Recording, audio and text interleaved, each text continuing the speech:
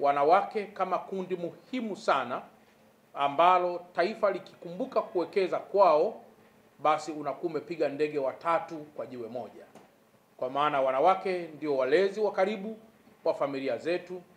Wanawake ndio wanaotusaidia katika masuala mengineyo mengi katika uchumi wa taifa letu, na kwa mantiki hiyo tuna kila wajibu wa kuwekeza katika kundi hili ambalo limekuwa ndio nguzo kuu katika makuzi ya uchumi wa taifa letu.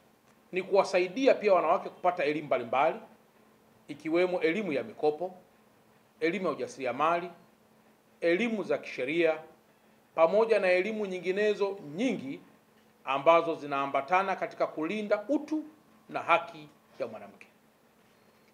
Sambamba na hili, siku hiyo ya tarehe 8 itaanza na maandamano rasmi kama sehemu ya ushereheshaji na kama sehemu pia kufikisha ujumbe kwa jamii pana ambayo imekusudiwa.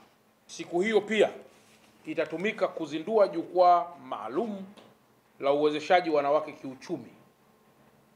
Mtakumbuka kwamba majukwaa haya ni agizo la Mheshimiwa Rais wa Jamhuri ya Muungano wa Tanzania Daktari Samia Suluhu Hassan, maagizo aliyoyatoa kuhakikisha mikoa yote ya Tanzania bara tunakuwa na majukwaa maalum yanayowezesha wanawake kiuchumi.